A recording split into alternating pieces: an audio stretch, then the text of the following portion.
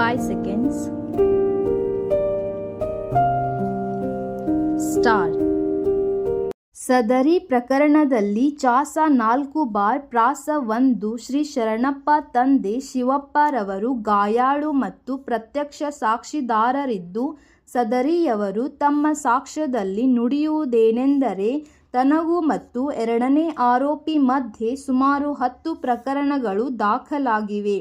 ಈ ಪ್ರಕರಣದ ಯಾವುದು ಎಂದು ತಿಳಿಸಿದರೆ ತಾನು ಅದರ ವಿವರವನ್ನು ನೀಡಬಲ್ಲೆ ಎಂದು ನುಡಿಯುತ್ತಾರೆ. 2017 ಇಸ್ವಿಯಲ್ಲಿ ತನ್ನ ಮತ್ತು ಆರೋಪಿತರ ಮಧ್ಯೆ ಮಧ್ಯಾಹ್ನ 3 ಗಂಟೆ ಸಮಯದಲ್ಲಿ ಆಸ್ತಿ ಸಂಬಂಧ ಜಗಳವಾಗಿದ್ದು ಹೊಡೆದಾಟವಾಗಿರುತ್ತದೆ. ಆ ಜಗಳದಲ್ಲಿ ಆರೋಪಿತರು ತನಗೆ ಒಂದು ಕಟ್ಟಿಗೆಯಿಂದ ಎಡಗಾಲಿಗೆ ಹೊಡೆದ ಕಾರಣ ಪೆಟ್ಟಾಗಿರುತ್ತದೆ. ಆ ನಂತರ ಆರೋಪಿತರು ತನಗೆ ಅವಾಚ್ಯವಾಗಿ ಬೈದು ಜೀವ ಬೆದರಿಕೆ ಸಹ ಹಾಕಿದ್ದು, ಈ ಹೊಡೆದಾಟದಲ್ಲಿ ಚಾಸ 1ರವರ ಕೈ ಮುರಿದಿರುತ್ತದೆ. ನಂತರ ತಾವು ಚಿಕಿತ್ಸೆಗಾಗಿ ಬೆಳವನ್ಕಿ ಆಸ್ಪತ್ರೆಗೆ ಹೋಗಿದ್ದು, ಒಂದು ಫೋಟೋದಲ್ಲಿ ಕಟ್ಟಿಗೆಯನ್ನು ನೋಡಿ ಅದರಿಂದ ತನಗೆ ಆರೋಪಿತರು ಹೊಡೆದಿರುತ್ತಾರೆ ಎಂದು ಸಾಕ್ಷ್ಯ ನುಡಿದಿರುತ್ತಾರೆ.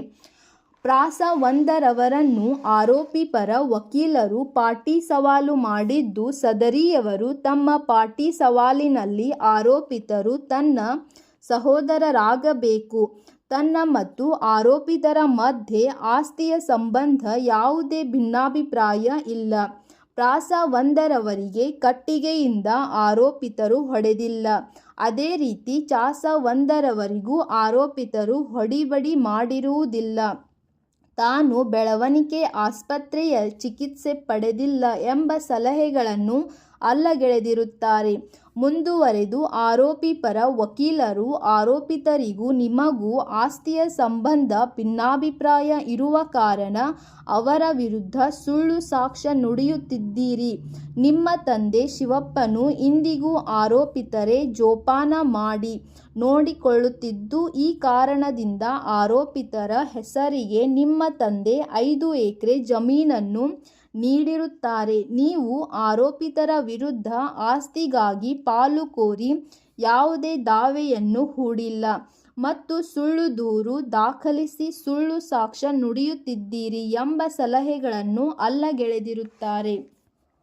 ಚಾಸ 6 ಬಾರ್ ಪ್ರಾಸ 2 ಶ್ರೀ ರಮೇಶ್ ತಂದೆ ಬೆಂತೂರು ರವರು ಪ್ರತ್ಯಕ್ಷ ಸಾಕ್ಷ್ಯದಾರರಿದ್ದು, ತಮ್ಮ ಸಾಕ್ಷ್ಯದಲ್ಲಿ ನುಡಿಯುವುದೇನೆಂದರೆ, ತನಗೆ ಈ ಪ್ರಕರಣದ ಬಗ್ಗೆ ಯಾವುದೇ ಮಾಹಿತಿ ಇಲ್ಲ. ತನಗೆ ಆರೋಪಿತರ ಮತ್ತು ಚಾಸ 1 ಹಾಗೂ 4ರವರ ಪರಿಚಯವಿರುತ್ತದೆ. ಆರೋಪಿತರಿಗೂ ಮತ್ತು ಚಾಸ 1 ಹಾಗೂ 4ರವರ ಮಧ್ಯೆ ಯಾವುದೇ ಜಗಳವನ್ನು ತಾನು ನೋಡಿರುವುದಿಲ್ಲ. ತನ್ನ ಸಮಕ್ಷಮ ಚಾಸ 1 ಮತ್ತು 4ರವರಿಗೆ ಆರೋಪಿತರು ಹೊಡಿಬಡಿ ಮಾಡಿರುವುದಿಲ್ಲ ಎಂದು ಅಭಿಯೋಜನೆಯ ಪ್ರಕರಣದ ವಿರುದ್ಧವಾಗಿ ಸಾಕ್ಷ್ಯ ನುಡಿದಿರುತ್ತಾರೆ. ಸಹಾಯಕ ಸರ್ಕಾರಿ ಅಭಿಯೋಜಕರು ಪ್ರಾಸ 2ರವರನ್ನು ಪ್ರತಿಕೂಲ ಸಾಕ್ಷಿಯೆಂದು ಪರಿಗಣಿಸಿ ಪಾಟಿ ಸವಾಲು ಮಾಡಿದ್ದು, ಪ್ರಾಸ 2ರವರು ತಮ್ಮ ಪಾಟಿ ಸವಾಲಿನಲ್ಲಿಯೂ ಸಹ ಅಭಿಯೋಜನೆಗೆ ವಿರುದ್ಧವಾಗಿ ಸಾಕ್ಷ್ಯ ನುಡಿದಿರುತ್ತಾರೆ. ಪ್ರಾಸ 2ರವರ ಹೇಳಿಕೆಯನ್ನು ನೀತಿ 2 ಎಂದು ಗುರುತಿಸಲಾಯಿತು. ಚಾಸ 3 ಬಾರ್ ಪ್ರಾಸ 3 ಅಲ್ಲಾ ಸಾಹೇಬ್ ತಂದೆ ಎಲಿಗಾರವರು ಗುನ್ನಾ ಜಾಗೆಯ ಪಂಚರಿದ್ದು, ತಮ್ಮ ಸಾಕ್ಷ್ಯದಲ್ಲಿ ನುಡಿಯುವುದೇನೆಂದರೆ, ಪಂಚನಾಮೆಯ ಕಾಲಕ್ಕೆ ತೆಗೆದ ಛಾಯಾಚಿತ್ರದಲ್ಲಿ ತಾನು ಇಲ್ಲ ಎಂದು ನುಡಿದಿದ್ದಲ್ಲದೆ ಪಂಚನಾಮೆಯಲ್ಲಿ ತಮ್ಮ ಸಹಿ ಇಲ್ಲವೆಂದು ನುಡಿದಿರುತ್ತಾರೆ. ಸಹಾಯಕ ಸರ್ಕಾರಿ ಅಭಿಯೋಜಕರು ಪ್ರಾಸ 3ರವರನ್ನು ಪ್ರತಿಕೂಲ ಸಾಕ್ಷಿಯೆಂದು ಪರಿಗಣಿಸಿ ಪಾಟಿ ಸವಾಲು ಮಾಡಿದ್ದು, ಪ್ರಾಸ 3ರವರು ತಮ್ಮ ಪಾಟಿ ಸವಾಲಿನಲ್ಲಿಯೂ ಸಹ ಅಭಿಯೋಜನೆಗೆ ವಿರುದ್ಧವಾಗಿ ಸಾಕ್ಷಿ ನುಡಿದಿರುತ್ತಾರೆ.